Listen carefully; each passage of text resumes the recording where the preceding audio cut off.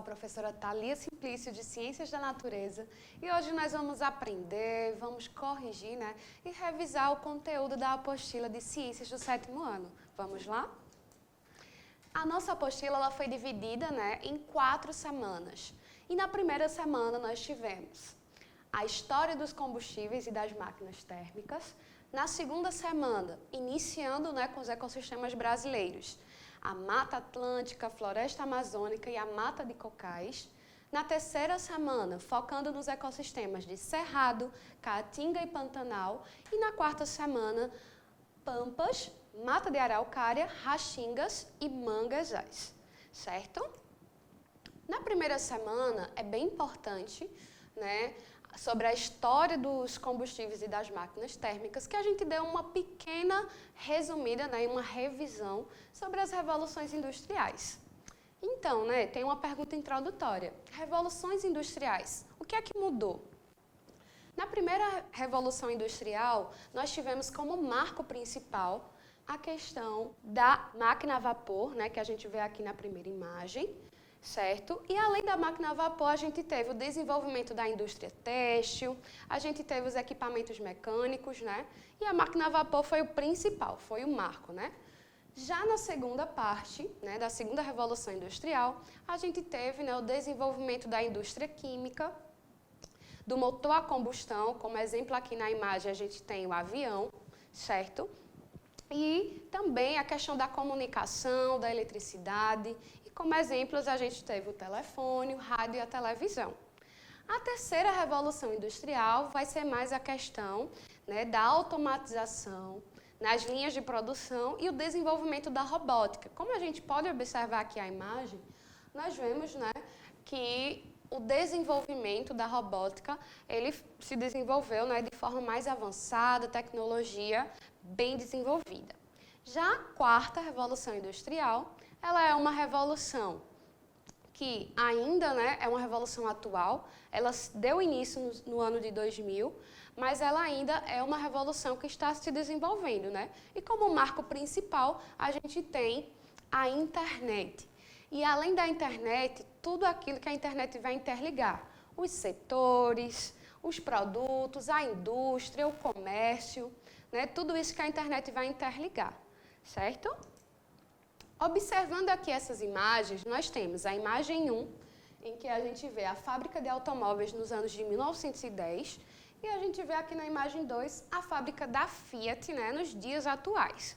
Observando bem detalhadamente essas imagens, nós podemos ver que o desenvolvimento das peças, quanto o número de pessoas também que está aqui na imagem 1, a gente vê que o desenvolvimento para a imagem 2, a gente vê uma coisa mais antiga, certo?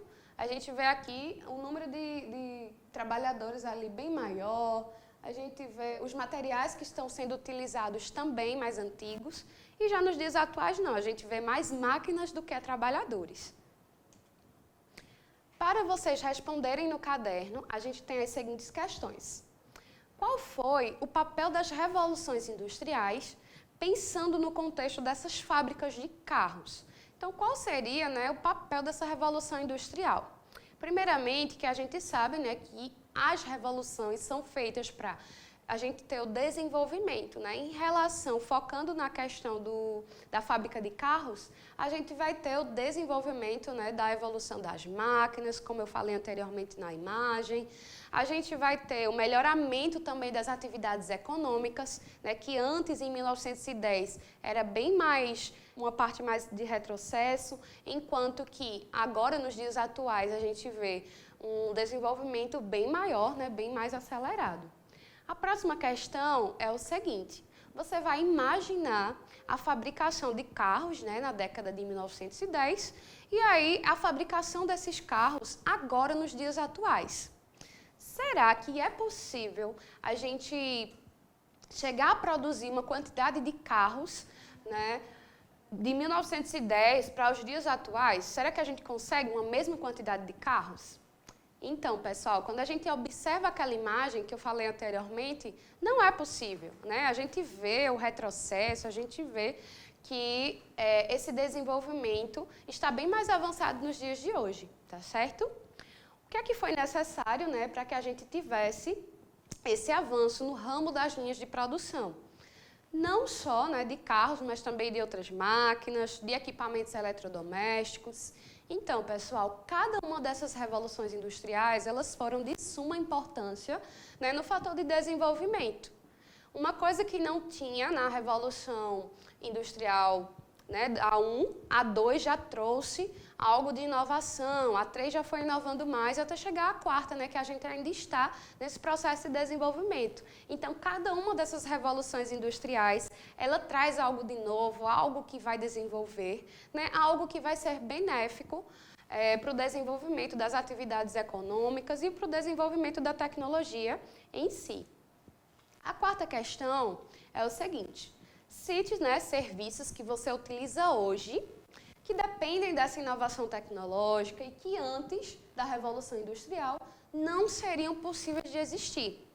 Então, como a gente sabe que a quarta Revolução Industrial ela teve como marco principal, né, a questão da internet e aí de todos os serviços que podem ser utilizáveis através dela, né, através da internet, eu citei aqui aplicativos como Uber, o iFood, que é um aplicativo de comida, né? Então, são aplicativos que antes dessa Revolução Industrial seriam impossíveis de se utilizar, uma vez que a internet nem existia, né? Nem tinha essa utilização. Então, não seria possível, certo? A próxima questão, né, quer saber referente às mudanças culturais, sociais e também ambientais, né, que têm acontecido com o desenvolvimento dessa questão de novas tecnologias. Então, como a gente começa a consumir mais, né, em decorrência de ter mais aplicativos, mais opções, né, que a gente quer sempre estar lá conectada, vai fazer uma compra pela internet, a gente tem mais opções de consumir mais. E aí, como a gente consome mais, a matéria-prima, né, que é aquilo que vai ser utilizável para que a gente tenha essas várias opções, ela acaba destruindo mais o meio ambiente. Né? Então, tem um fator positivo da gente ter mais opções, de ter mais formas de consumo, mas aí o meio ambiente também ele vai sofrer, né, com a destruição em relação a esse número maior de consumo. A sexta questão diz o seguinte: quais os perigos de estar o tempo todo conectado à internet e às redes sociais? O que é que você pode fazer para controlar esse tempo, né, que você fica sempre conectado, e quais as alternativas que você pode criar para diminuir essa vontade de você estar sempre ali conectado? Então, pessoal, nós precisamos seguir uma rotina, né, saudável, que influencie tanto a nossa saúde física quanto mental. Então, para a gente ter essa saúde, o que é que a gente precisa? Seguir uma rotina. Por exemplo, a gente precisa estudar, precisa ajudar os nossos pais em um determinado momento, a gente precisa, né, ter responsabilidades, uma boa alimentação, fazer um exercício físico. E se a gente ficar sempre conectado ali nas redes sociais, será que a gente vai ter tempo de ter essa rotina saudável? Não, né?